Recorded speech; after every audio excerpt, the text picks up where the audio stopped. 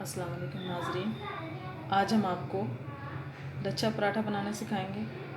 लच्छे पराठा खस्ता और बहुत मज़े का होता है, तहों वाला जिसे कहते हैं। उसके लिए सबसे ज़रूरी जो चीज़ होती है वो उसका आटा होता है कि उसकी डो कैसे गूँधी जाती है। वो उसमें कुछ चीज़ें दूसरे आटे से हट के डलती हैं। उसमें हम डालेंगे, ये 1 किलो के करीब तकरीबन आटा है हमारे पास। 1 किलो के करीब हमारा आटा है, हमने छान के इसको एक बर्तन में डाल लिया है। इसमें हम 2 चम्मच चीनी शामिल करेंगे, 1 चम्मच हम इसमें नमक शामिल करेंगे,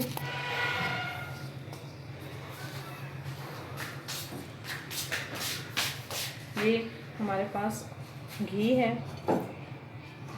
ये बनास्पति घी आप इस्तेमाल करें क्योंकि ऑयल से उतना अच्छा रिज़ल्ट नहीं आता जितना कि बनास्पति घी से आता है। ये तकरीबन हमारे पास 3 चम्मच है, इसको हमने शामिल कर दिया। ये देखिए 3 चम्मच हम इसमें शामिल करके इसको अच्छी तरह मिक्स करना शुरू कर देंगे।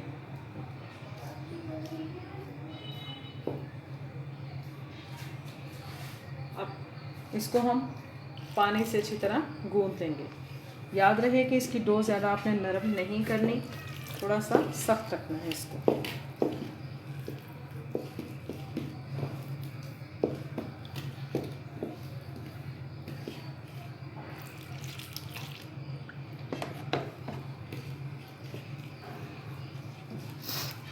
इसमें आप 1 चम्मच मीठा सोडा या बेकिंग पाउडर जो आप शामिल करना चाहें वो शामिल करें।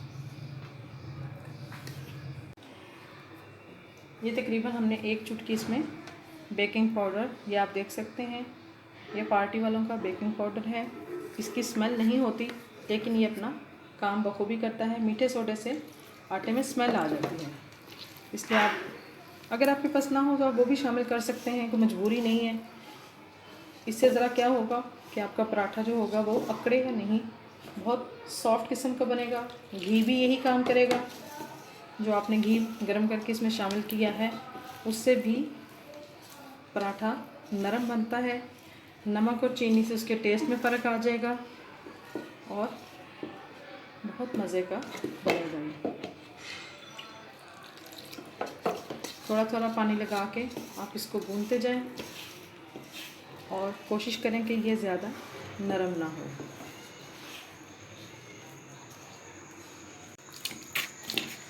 ये इस तरह से हमने इसका आटा नरम हाथ से गूँथ दिया है, लेकिन इसको ज़्यादा सॉफ्ट हमने नहीं करना।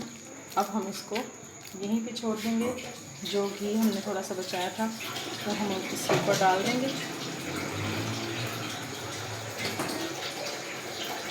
और इसको हम तकरीबन 1 घंटे के लिए रख देंगे। नाज़रीन, अब कि हमारे आटे ने देखो मुकम्मल रेस्ट कर लिया, देखें फूल भी चुका है अच्छी तरह से, इसमें सब कुछ जज़ब हो चुका है। अब हम इसके पेड़े बनाएंगे, ये आप देखें।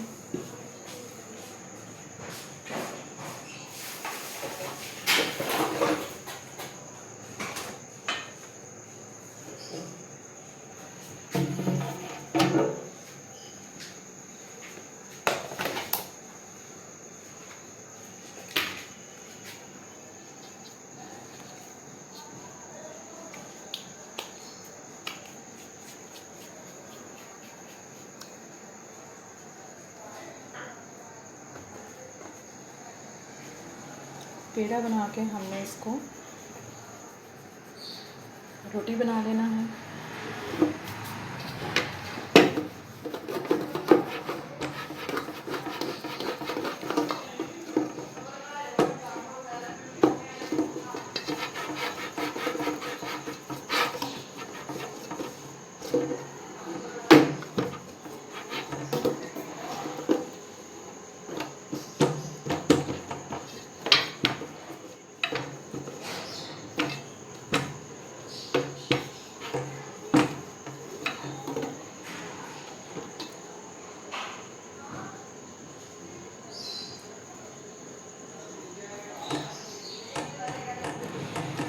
ये पर कोई बात नहीं, अब हमने इसके ऊपर घी लगाना है।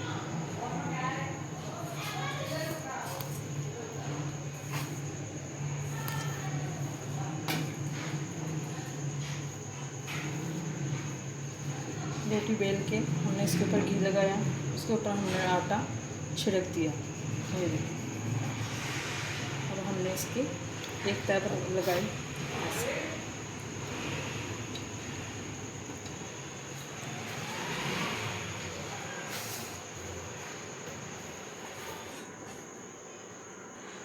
अब हमने इसके ऊपर फिर घी लगाया,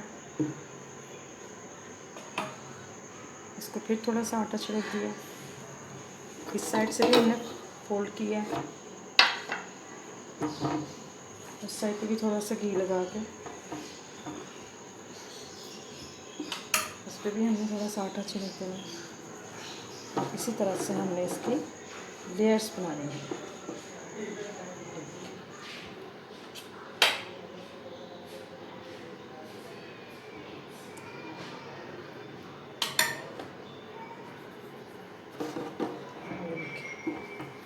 इसको हमने ऐसे पट्टी की सूरत में बना लेना है और ये इसको ऐसे आहिस्ता आहिस्ता रोल करना शुरू कर देना है। ये देखिए, इस तरह से आप इसको जितना लंबा चाहे कर सकते हैं, क्योंकि आटा बहुत अच्छी तरह से गूंदा है, ये फटेगा नहीं और इसका पेड़ा भी बहुत अच्छा बनेगा।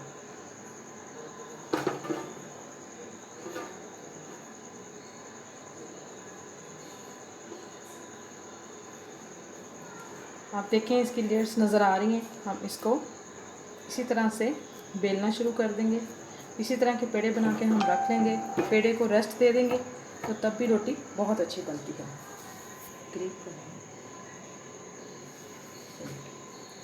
आपको इसकी लेयर्स नज़र आ रही होंगी। ये इसको ज़्यादा दबा के आपने नहीं बेलना, अगर आपने हाथ से बेलना है तो ज़्यादा बेहतर रहेगा, लेकिन अगर आपने बेलने से बेलना है तो इसको ज़्यादा दबा कर नहीं बेलना है।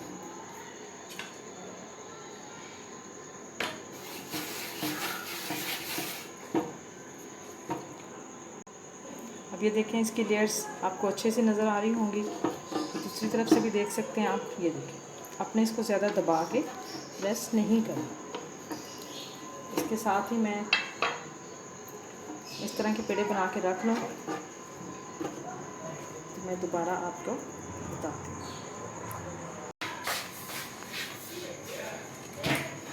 नाज़रीन, ये हमने रोटी बेलनी शुरू कर दी है, ये आप देख रहे हैं।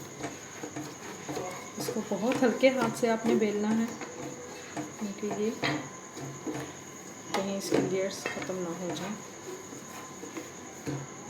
इसकी लेयर्स अभी इसमें नज़र आना शुरू हो गई है। इसको हम बहुत बड़ा बनाना चाहें तो बहुत बड़ा भी बन सकता है, लेकिन पराठा चूँकि ज़रा मोटे तय वाला अच्छा लगता है। बिल्कुल सूखा सा पराठा जो होता है वो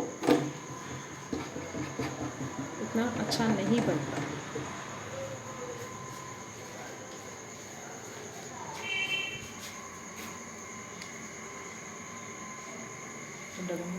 गर्म हो चुका है, हमने इसको लो फ्लेम पे रखना है। अब हम ये रोटी को ऐसे उठा के डाल देंगे।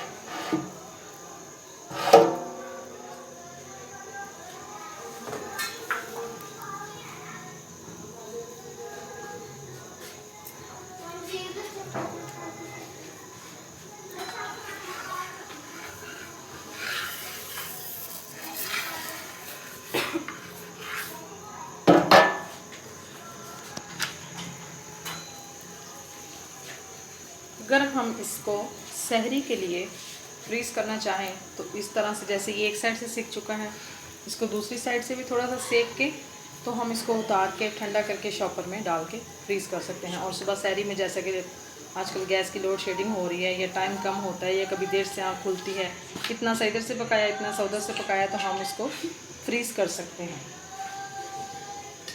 ये फ्रीज़ का भी आइडिया हमारे पास होगा।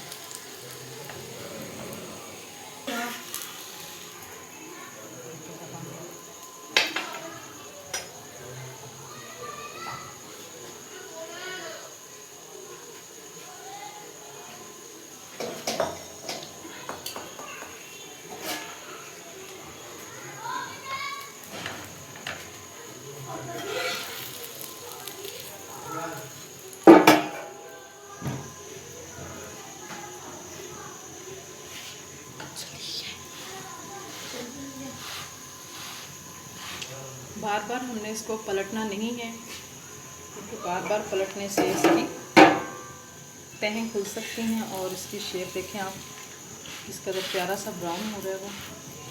तो हम आपको पका के दिखाएंगे।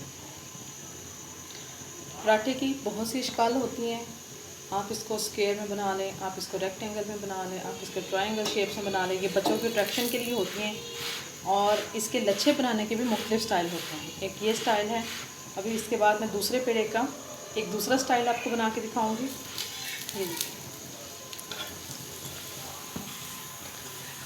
आप देख सकते हैं कि ये इसकी तहें, ये देखिए बाकर खाने की तरह इसकी तहें बन गई हैं।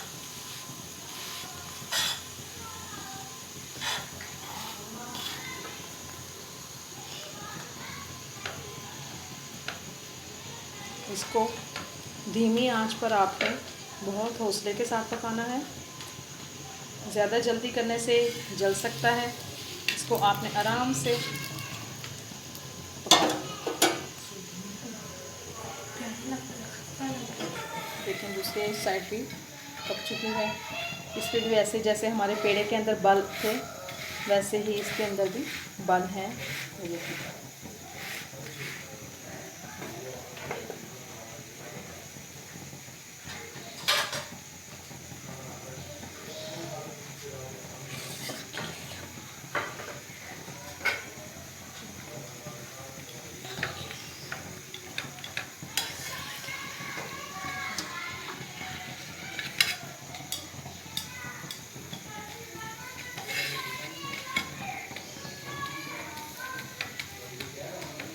जो लोग कम ऑयल खाते हैं वो इसको बिल्कुल सूखा पका के बग़ैर घी के, यानी पराठे की शक्ल ना दे, वैसे ही इसको इसी तरीके के साथ पका के तो बाद में ऊपर से घी लगा के या सूखा भी खाएंगे तो उनको बहुत मज़ा देगा ये पराठा।